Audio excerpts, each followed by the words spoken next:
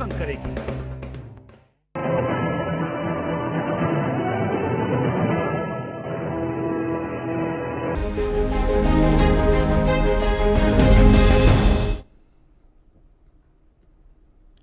नमस्कार, स्वागत है आपका। मैं हूं आपके साथ रोहित पुनेठा।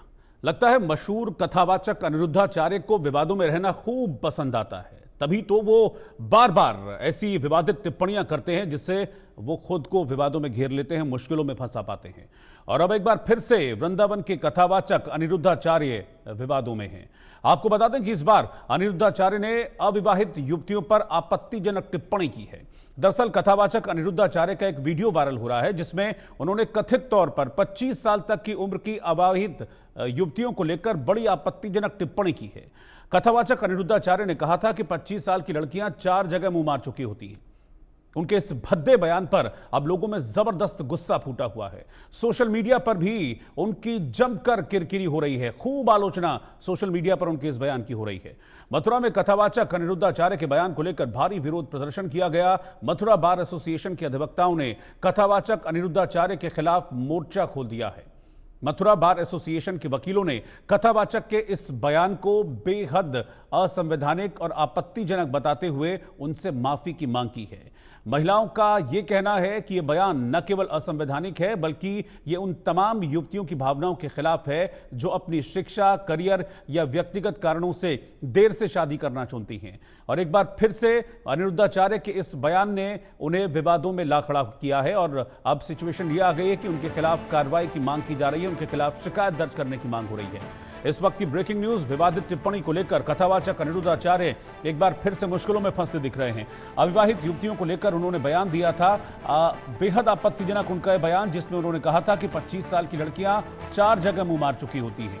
कई महिला संगठनों ने अनिरुद्धाचार्य की इस टिप्पणी की बड़ी निंदा की है और अनिरुद्धाचार्य के खिलाफ कार्रवाई की मांग भी उठ रही है। जानकारी यह भी मिल रही है कि बार एसोसिएशन खुद इस मामले में आगे बढ़कर अनिरुद्धाचार्य के खिलाफ केस दायर कर सकता है और इस मामले में अनिरुद्धाचार्य के खिलाफ अब सख्त एक्शन की मांग हो रही है। हालांकि मैं आपको यह भी बता दूं कि अनिरुद्धाचार्य की तरफ से, उनकी टीम की तरफ से सफाई भी इस पर आई है जिसमें वो ये कह रहे हैं कि उनका मकसद महिलाओं की आलोचना करना नहीं था, महिलाओं को ठेस पहुंचाना नहीं था और ये जनरलाइज स्टेटमेंट नहीं है, ये सबके लिए नहीं है, ये केवल कुछ महिलाओं के लिए कहा गया है। लेकिन ऐसा क्यों कहा गया, इसको लेकर सवाल खड़े हो रहे हैं। अनिरुद्धाचार्य ने क्या कहा जिस पर इतना बवाल हो रहा है, वो देखिए पहले आप। जब लड़की 14 साल की होगी और 14 साल की कोई लड़की आपके घर दुल्हन बन के आ जाएगी तो उस समय तो वो बच्ची होगी, आप उस परिवार को अपना मान लेगी। लड़कियां लाते हैं 25 साल की, अब 25 साल की लड़की 4 जगह वो मुंह मार चुकी होती है। वो 25 साल की जब तक आती है तो पूरी जवान होके आती है। जवानी कहीं ना कहीं तो वो उसकी जवानी फिसल जाएगी या बच्चों का विवाह जल्दी हो जाता था। टाइम पे देख लेना, लोग फिर जल्दी शादियां करना शुरू कर देंगे। अनिरुद्धाचार्य का यह बयान है जिसने इस वक्त बड़ी सुर्खियां बटोरी हैं और जमकर उनकी आलोचना हो रही है। दरअसल वो कहना क्या चाह रहे थे ये समझ में नहीं आ रहा है। अगर वो ये कहना चाह रहे थे कि लड़कियों की शादी जल्दी हो जानी चाहिए तो उन्हें सिर्फ इतने स्टेटमेंट तक रहना चाहिए था कि लड़कियों की शादी वक्त रहते कर दो।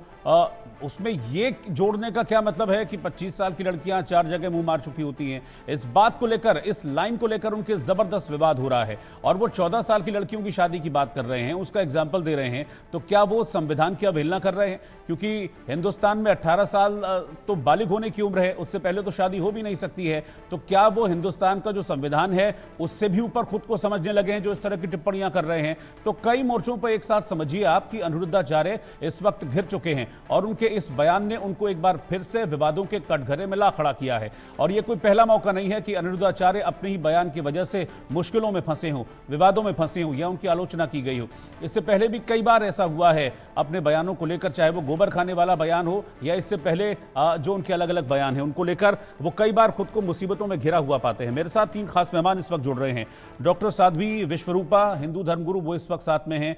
ऋतु सिंह जी, हिंदू धर्मगुरु, वो इस वक्त साथ में हैं। और महंत शुभम गिरी जी, हिंदू धर्मगुरु। आप तीनों का बहुत बहुत स्वागत है। साध्वी विश्वरूपा, मैं आपके पास आना चाहूंगा, आपसे शुरुआत करना चाहूंगा। आप कैसे देख रही हैं स्टेटमेंट को? अगर वो ये कहना चाह रहे थे, अनिरुद्धाचार्य कथावाचक हैं, इतने लोगों को वो कथा सुनाते हैं, उनको सुनने वाले हजारों लाखों करोड़ों लोग होते हैं जो उनको सामने भी सुनते हैं, वर्चुअली भी सुनते हैं। एक एक शब्द, एक एक ज्ञान उनका लोगों तक पहुंचता है। तो ऐसे में उनका ये स्टेटमेंट, अगर वो ये कहना चाह रहे थे कि लड़कियों की शादी टाइम से कर दीजिए, तो सीधी ये बात कह देते। उसमें ये लाइन ऐड करने का क्या मतलब कि 25 साल की लड़की 4 जगह मुंह मार चुकी होती है। आप तो पूरी महिला जो जाति है उस पर सम्मान, उसके सम्मान पर सवाल खड़ा कर रहे हैं। ये कैसी दीक्षा दे रहे हैं? निश्चित रूप से रोहित जी, देखिए कभी कभी जो शब्द होते हैं ना, उनकी मर्यादा रखनी चाहिए, मैं ये मानती हूँ। मैं इस बात से सहमत भी नहीं हूँ कि उन्होंने जो शब्द बोले हैं। फिर भी एक बात कहना चाहूंगी कि अभी आप ही कह रहे थे कि लाखों लोग उन्हें सुनते हैं, विदेशों में भी सुनते हैं, सिर्फ भारत में ही नहीं, विदेशों में भी उनके बहुत फॉलोअर्स हैं। लोग उन्हें सुबह शाम सुनते हैं, अपने जीवन को उसी प्रकार जी रहे हैं जैसे वो बताते हैं। तो यहाँ ये भी देखा जा सकता है कि जब कोई व्यक्ति ऐसे स्थान पर बैठा होता है, गुरु रूप में बैठा होता है, तो गुरु की नीयत देखिए, शब्द नहीं। कई बार वो जोश में वो ऐसे शब्द निकल जाते हैं, वो किसी को आहत करते हैं, परंतु उनकी मैं साध्वी विश्वरूपा यहां आपसे मैं डिफर करना चाहूंगा। ऐसा गुरु ही क्या जिसका अपनी वाणी पर कंट्रोल ना हो? जी बिल्कुल। फिर भी आप मैं समझिए, गुरु वही भी, वहां भी कहती हूँ कि उनकी नीयत देखिए। कभी कभी व्यक्ति को कठोर, जैसे माता पिता होते हैं अपने बच्चों को, अगर वो कोई कहीं ऐसे रास्ते पे जा रहे हैं, अगर उन्हें वो थोड़ा सा डांट दे, तो आप क्या उनके लिए आपत्ति उठाना शुरू कर देंगे? या मैं ये भी देखिए, कभी कोई जो मूर्ति बनानी होती है ना, तो मूर्तिकार को कई बार हथौड़े भी मारने होते हैं। उसका इतना बड़ा विवाद बनाने की जरूरत नहीं है। निश्चित रूप से मैं फिर कह रही हूँ, शब्दों की मर्यादा हर किसी को होनी चाहिए। खासकर जो एक संत होता है, उसमें तो संयम होता है, उसकी वाणी पर तो बहुत कंट्रोल होना चाहिए।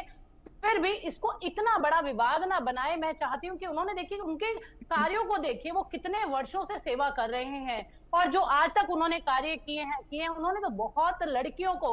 और हो सकता है इसको देखो, दूसरा भी नजरिया है देखने का। जो समाज का आप अभी स्थिति देख सकते हैं कि डेटिंग कल्चर बहुत ज्यादा हो गया है, लव जिहाद बहुत ज्यादा हो गया है, सोशल मीडिया पर या गंभीरता की कमी लड़कियों में बहुत हो गई है। तो समझाने का तरीका उनका गलत हो सकता है, परंतु उनकी नीयत पर शक नहीं किया जा सकता। ये मैं बिल्कुल स्पष्ट रूप से कह रही हूँ। कभी कभी समाज को ठीक करने के लिए कोई भी जब ऐसा व्यक्ति होता है जिसे लाखों लोग फॉलो करें, उसे कठोर शब्दों का प्रयोग करना पड़ता है। परंतु यहाँ पर जो लड़कियों पर प्रहार किया है, हो सकता है उनके दिमाग में उस वक्त हर लड़की के लिए ना हो, वो किसी पर्टिकुलर एक लेडी को, 2 लड़कियों को सोचकर उन्होंने वो शब्द कह दिए होंगे। तो कई बार आदमी जोश में होश खो देता है। मैं तो यहाँ यही कहना चाहूँ। ठीक है रितु सिंह जी, आप इसको कैसे देखती हैं कि ये डांटने के लिए, समझाने के लिए एक अलग चीज होती है, लेकिन इस तरह के शब्द मैं तो उसे चरित्र हनन मानता हूं। नहीं नहीं, देखिए रोहित जी, बिल्कुल ये सही बात है कि जब आप एक प्रतिष्ठित मुकाम पर होते हैं, आप व्यासपीठ पर होते हैं, तो आपको अपनी वाणी पर नियंत्रण बहुत आवश्यक है। वाणी आपकी अमर्यादित नहीं होनी चाहिए। जैसा कि अभी साध्वी जी ने भी बताया कि लाखों लोग उनको सुनते हैं और उनको फॉलो करते हैं, तो ये बहुत जरूरी है कि जिस जनता ने आपको इस मुकाम पे बैठाया है, तो आपको उनकी भावनाओं को थोड़ा सा ध्यान रखना चाहिए। लेकिन मैं बिल्कुल साध्वी जी की इस बात से भी सहमत हूँ कि जब एक व्यक्ति, देखिए कथनी करनी दोनों होती है। उन्होंने क्या बोला, उन्होंने पहले ये भी बोला था कि मैं सबकी बात नहीं कर रहा हूँ, उस बात को बिल्कुल नहीं दिखाया जा रहा है मीडिया में। जब कोई धर्म गुरु इस तरह से, जब उसकी जुबान से कुछ ऐसा निकल जाता है, तो उस पर इतना विवाद होता है। लेकिन अगर और किसी भी पंथ के लोग बोलते हैं तो उस पर इतना विवाद नहीं होता, उस पर मैं आगे आऊंगी। लेकिन अगर हमारे इतने बड़े धर्मगुरु हैं, उनकी करनी आप देखिए, गौरी गोपाल आश्रम चला रहे हैं, जो महिलाओं का इतना सम्मान कर रहे हैं, जो माताएं अपने घर से बेघर कर दी गई हैं, तो हम एक बार सिर्फ एक उनकी एक सेंटेंस पर उनके सारे किए धरे पर पानी नहीं फेरा जा सकता ना रोहित जी। मेरा ये कहना है कि अभी भी आप लगातार देख रहे हैं लोग क्यों इतना सम्मान करते हैं उनका, क्योंकि जो माएं जिनके अपने बेटे उनको नहीं रखते हैं, उनका ये सम्मान करते हैं, उनको इन्होंने आश्रय दिया है। इवन आप देखते रहते हैं सोशल मीडिया पे कि रात्रि में उनके पैर दबाना। तो इस तरह का व्यक्ति जो अपनी, जिसके कार्य इस तरह के हैं, तो अगर उससे देखिए इतने भयानक केस हमारे हमारे समाज में अभी देखे गए, तो किसी का भी हृदय बहुत व्यथित होगा इस बात से। उनके शब्द उन्होंने गलत जो सेलेक्ट किए वो गलत थे, लेकिन उनकी जो अंदर की भावना है वो बिल्कुल गलत नहीं कही जा सकती। क्योंकि देखिए पूरी तौर पे उन्होंने गलत नहीं कहा ना। जो लड़की अपने सिर्फ एक प्रेमी की वजह से अपने पति की हत्या कर दे रही है, उनके टुकड़े कर दे रही है, नीले ड्रम पे, हम तो मजाक सा देखते हैं सोशल मीडिया पे कि नीले ड्रम का मजाक उड़ाया जा रहा है, मगर आप उस माँ से पूछिए जिसके बेटे के साथ ये घटना घटी, कितना हृदय व्यथित करने वाली ये घटना है। फिर सोनम हत्याकांड, आप सोचिए कोई लड़की सिर्फ अपने एक प्रेमी की वजह से, तो कितना ज्यादा गलत है ये। समाज में इस तरह की लगातार घटनाएं, तो कोई भी धर्मगुरु होगा, मैं तो आपकी वो बात से निश्चित एग्री तौर करता हूं पे ऋतु जी, व्यथित लेकिन होगा। ऐसे एग्जाम्पल ऐसे सोसाइटी में ऐसे हैं जिनको आप उंगलियों पे गिन सकते हैं। आप जनरलाइज मत कीजिए ना चीजों को। फिर नहीं, उन्होंने जनरलाइज कहाँ किया, उन्होंने ये कहा कि जनरलाइज ही सबकी तो बात है। नहीं कर रहा हूं। उन्होंने ऐसा तो नहीं कहा। उन्होंने क्या कहा आपने सुना पूरी लाइन? मैं फिर सुनाऊं अभी। उन्होंने कहा कि 25 साल तक की लड़की 4 जगह मुंह मार चुकी होती है। देखिए ये ये जनरलाइज स्टेटमेंट है, इसीलिए इस पर आपत्ति हो रही है। केस ऐसे थे कि कोई किसी के भी मुंह से, क्योंकि वो जो केस थे वो बहुत खराब थे हमारे समाज के लिए। देखिए महिलाओं को, हमारा हिंदू समाज जहाँ पे कहते हैं कि 5 सतियों के नाम ले लीजिए तो आपके सारे पाप कष्ट नष्ट हो जाते हैं। बताइए, हम उसी हिंदू समाज को फॉलो करते हैं ना, जो हमारे धर्म गुरु हैं वो सनातन धर्म को फॉलो करते हैं। और हमारे यहाँ तो सती का कितना ज्यादा महत्व है। लेकिन मैं अभी नहीं कह रही इस बात को, क्योंकि समाज बहुत बदल गया है, समय बदल चुका है। मैं उनसे असहमत बिल्कुल नहीं कह रही हूँ कि उन्होंने सही किया। मैं सिर्फ ये कह रही हूँ कि उनकी वाणी उस समय नियंत्रित नहीं रह पाई, ये बिल्कुल गलत है। लेकिन सिर्फ एक बयान को लेकर उनके पूरे व्यक्तित्व पर प्रश्न चिन्ह खड़ा करना, ये पूरी तौर पे गलत है। क्योंकि लोग देखिए बेवकूफ तो नहीं है। मैं तो व्यक्तित्व पे सवाल ही नहीं खड़ा कर रहा हूं। मैं सिर्फ और सिर्फ उनके इसी स्टेटमेंट पर हूं। मैं इधर उधर भी जा ही नहीं रहा हूं, क्योंकि बयान तो उनके बहुत सारे हैं जिस पर पहले भी विवाद हुआ है। मैं अभी इधर उधर जा ही नहीं रहा हूं। मैं बिल्कुल फोकस मेरा अभी इसी चीज को लेकर है। लेकिन बिल्कुल देखिए रोहित जी, ये इस बात पर उनके टीम से भी बयान आ चुका है कि उन्होंने सबके लिए नहीं बोला।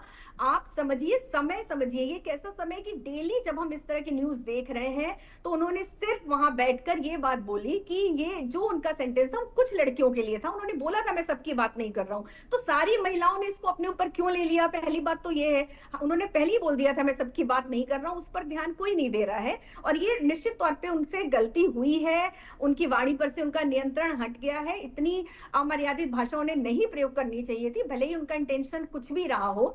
लेकिन यहाँ पर जो घटनाएं हो रही है बहुत ज्यादा हृदय व्यथित करने वाली हो रही हैं। ये रोज नई नई घटनाएं समाज में आ रही हैं। और हमारे यहाँ तो देखिए, हम तो उस धर्म को फॉलो करते हैं ना जहाँ स्त्रियों को देवी माना जाता है, तो हम उसी धर्म के हिसाब से ही बात करेंगे ना। अब देखिए यहाँ पर अगर कोई और किसी भी पंथ के लोग कह देते हैं, अगर शायद आपको याद हो, इमराना केस याद हो अगर आपको, अगर एक मौलाना ने फतवा जारी कर दिया तो किसी की हिम्मत नहीं हुई समाज में, इवन सुप्रीम कोर्ट तक की, कि उसके खिलाफ जा सके। इमराना को अपने ससुर की पत्नी बन के रहना पड़ा। शायद ये घटना याद होगी, आपके चैनल पे भी चली। तो आप बताइए उस बात पर भी इतना विवाद क्यों नहीं हुआ, क्यों इतनी शांति रही? जब हमारे हिंदू धर्म गुरु के मुंह से कुछ भी निकल जाता है तो उस पर इतना विवाद हो जाता है। तो ये लगता, और जबकि उन्होंने सबके लिए कहा भी नहीं, आधी बातें काट कर दिखाई गई, फिर भी मैं उनका कोई समर्थन, उनकी इस बात का समर्थन नहीं कर रही हूँ। ये मैं निश्चित तौर से मेरा मानना यह है कि हिंदू या अदर धर्म इसमें कुछ नहीं, जो गलत है वो गलत है। मेरे साथ तो अभी मैं आपके पास लौट रहा हूँ। एक और सवाल है मेरे पास, आगे आऊंगा मैं। महंत शुभम गिरी जी मेरे साथ जुड़े हैं, मैं एक बार उनसे भी उनका एक वर्डिक्ट इस पर लेता हूं, उनका रिएक्शन इस पर लेता हूं, फिर आप लोगों के पास आऊंगा। महंत शुभम गिरी जी, आप कैसे देख रहे हैं इस पूरे प्रकरण को? ऐसी वाणी बोलिए मन का आप होए, और को शीतल करे आप वो भी शीतल होए। अनिरुद्ध आचार्य जी का विवादों से नाता रहा है। एक बार राम कृपाल त्रिपाठी जी ने जब आद्यावंतो और राधावंतो, क्योंकि राम कृपाल त्रिपाठी जी व्याकरण और साहित्य के बहुत बड़े विद्वान हैं, तो उन्होंने भागवत में उनको टोका था, तो बहुत बेइज्जती हुई थी। और एक टाइम्स नाउ चैनल है, वहां पर भी वो गए थे, तो कभी वो स्त्री के कपड़े के बारे में बोल रहे हैं, तो वहां पर एंकरों ने उनसे ही सवाल जवाब कर दिए थे। तो अनिरुद्ध आचार्य जी अगर अच्छा कार्य कर रहे हैं, भागवत व्यास गद्दी में बैठे, आजकल श्रावण मास लगा है, साध्वी जी भी बैठी है, ऋतु जी भी बैठी है, तो शिव पुराण में व्यास को स्वयं विष्णु भगवान का समान माना गया है, शिव पुराण में ही लिखा गया है। तो उस तरह से उनको भाषाओं में मर्यादा रखनी चाहिए। थोड़े दिन पहले उनका अखिलेश यादव जी से विवाद हो गया, उसमें जगत गुरु अयोध्या वाले गए तो अनिरुद्ध आचार्य जी अच्छा कार्य कर रहे, कोई दिक्कत नहीं है। लेकिन इस तरह का जो बयानबाजी है वो बिल्कुल गलत है। हम स्त्री को देवी मानते हैं, चाहे कोई सा भी धर्म हो, स्त्री का सम्मान करता है। अगर कोई भी गलत हो तो उसके खिलाफ कार्रवाई होनी चाहिए। अनिरुद्ध आचार्य जी को माफी मांगनी चाहिए, अपनी वाणी में संयम रखना चाहिए। ऐसी गंदी वाणी किसी को नहीं बोली जाती है। आप बोलते कि शिक्षा दीजिए, लड़कियों को आगे बढ़ाइए, लड़कियों को हम सहयोग करेंगे। अभी बताइए कि हिमाचल प्रदेश में इतनी बड़ी आपदा आई, वो बेचारी लड़की के घर पिताजी, माताजी और दादी भी बह गई, वो अकेली है लड़की, उसके लिए हम मदद करेंगे। तो ये बात तो बहुत बड़ी बात होती। तो ऐसा नहीं उनको बोलना चाहिए, क्योंकि उनका विवादों से नाता रहा है, हर बार उनका विवादों से नाता रहता है। मैं उनको देखता रहता हूं। मैंने उनको भी बोला कि अनिरुद्ध जी, आप इस तरह से परिचर्चाएं मत कीजिए, आप अपनी वाणी में संयम रखिए। ठीक है, आप कथावाचक हो, आप गौओं की सेवा करते हो, मैं आपका सराहनीय कार्य को प्रशंसा करता हूं। आप हॉस्पिटल चलाते हो, हर चीज आप चलाते हो, लेकिन ये वाणी वो बोलते हैं तो बहुत मर्यादित वाणी है। कई बार महिला उनसे उल्ट सवाल पूछ लेती है, तो उनको अपनी वाणी में संयम रखना चाहिए। अगर वो श्रीमद् भागवत कथा करते हैं तो वहाँ स्त्री को स्वयं देवी का दर्जा दिया गया है। चाहे वो 3रे स्कंद की कथा हो, चाहे वो 12वें स्कंद की कथा हो, चाहे वो 11वें स्कंद में हो, तो उसमें स्वयं स्त्री को देवी माना गया है। तो इसी प्रकार से अनिरुद्ध आचार्य जी विद्वान भी है, तो उनको थोड़ा सा समझ के सूझबूझ से बयानबाजी देनी चाहिए। सोशल मीडिया में फेमस होने का ये तरीका छोड़ दीजिए और किसी को बोलिए मत। अगर आप नाम लेके बोलते तब तो ठीक था, आपने तो सारी महिलाओं का बयान दे दिया, तो बयान पर आफत होनी है ना, इसमें तो कोई दिक्कत नहीं है। हमारे धर्म में भी सम्मान करते, यत्र नारीषु पूजन्ते रमते तत्र देवता, लेकिन उनको बोलना नहीं चाहिए। अगर वो बोलते कि हम लड़कियों की शादी कराएंगे, जो लड़कियां साध्वी बनना चाह रही है हम उसमें सहयोग करेंगे, हम अखाड़ों को सहयोग करेंगे, तो वो बात को मैं मानता।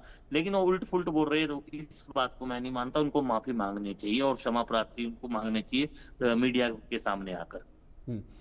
अच्छा साध्वी विश्वरूपा जी, ये तो एक है जो विवाद है, इसके साथ ही साथ वो फिर एक एग्जाम्पल देते हैं कि पहले 14 साल की लड़कियों की शादी होती थी तो सब कुछ शालीनता से रहता था, ठीक रहता था। 25 साल की लड़की 4 जगह मुंह मार लेती।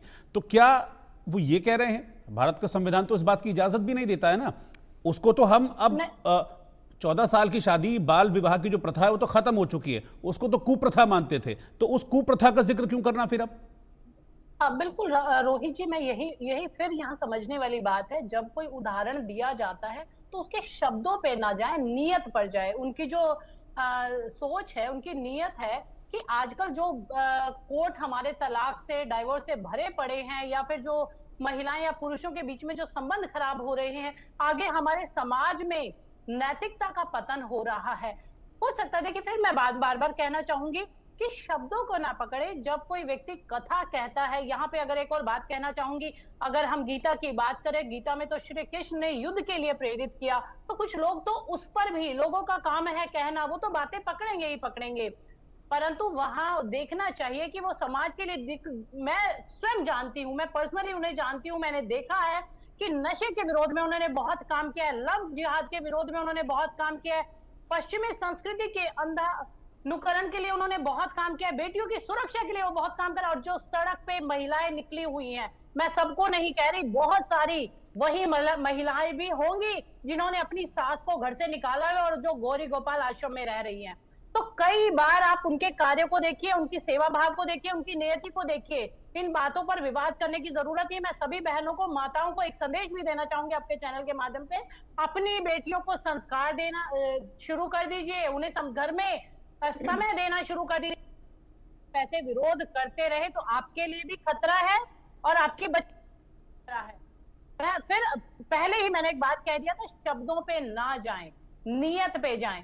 जब कोई गुरु होता है, समाज सुधारक होता है, जब एक ही बात कहने में कोई आदमी बार बार गलती करेगा और फिर उसके शब्दों पे हम कहेंगे कि हम नहीं जाएं उसके शब्दों पे, जो लड़कियां आज के टाइम में स्वावलंबी बनना चाहती हैं, जॉब करना चाहती हैं, पढ़ना लिखना चाहती हैं, ऐसे लड़कियों के लिए ये संदेश कि 14 साल में शादी कर दो तो सब कुछ ठीक रहेगा, तो फिर कैसे आगे बढ़ेंगी? कहते हैं ना कि बेटी बढ़ाओ बेटी पढ़ाओ, समझिए कैसे होगा वो? निश्चित रूप से पढ़ाई, वो स्वयं शिक्षा में हेल्प कर रहे हैं, वो बच्चियों के लिए शिक्षा में हेल्प करें। हमारे जैसे जो लोग हैं वो समाज में यही दे रहे हैं, हम शिक्षा दे रहे हैं, हम नैतिकता दे रहे हैं, हम संस्कार दे रहे हैं, हम संस्कृति को बढ़ावा दे रहे हैं, हम धर्म का प्रचार लोगों तक जो पाश्चात्य की तरफ जाकर अपने परिवार से दूर हो चुके हैं उन लोगों की सहायता कर रहे हैं। तो मैं फिर कह रही हूँ उदाहरण पर ना जाए। उदाहरण देते हुए तो बहुत बार डाकुओं का उदाहरण दिया जाता है, चोरों का उदाहरण दिया जाए, इसका मतलब ये थोड़ा ना कि हम चोर हो गए या सामने वाले को चोर बता रहे हैं। तो समझने वहां समझिए, और सभी जानते हैं ये जानबूझकर, मैं फिर कह रही हूँ बार बार कि जानबूझकर हमारे हिंदू मैं ये कह ही नहीं रहा हूं, मैं इस चीज को कह ही नहीं रहा हूं साध्वी जी कि जानबूझकर या नहीं, लेकिन कहना ही अपने आप में एक बड़ी, जानबूझकर मैं कह नहीं रहा हूं, मैं इंटेंशन पे सवाल ही नहीं खड़े कर रहा हूं, लेकिन मेरे कहने का मतलब है कि अगर उनके कद का आदमी इस तरह की बातें करेगा तो एक रॉन्ग मैसेजिंग होगी। सिर्फ मेरा ये कहना है, मैं सिर्फ उस पर सवाल खड़े कर रहा हूं, अदरवाइज कोई नहीं, कोई इंटेंशन पर सवाल नहीं। आपने सारी बातें जो कही हैं वो पूरी तरीके से ठीक है कि वो काम कर रहे हैं, वेलफेयर के लिए भी कर रहे हैं, लेकिन साथ ही साथ वाणी पर कंट्रोल भी बहुत जरूरी है। जैसा कि कहा था कि ऐसी वाणी बोलिए मन का आपा खोए, और संत का वाणी पर कंट्रोल नहीं है तो फिर एक रॉन्ग मैसेजिंग जाएगी। फिलहाल आप तीनों का शुक्रिया साथ जुड़ने के लिए।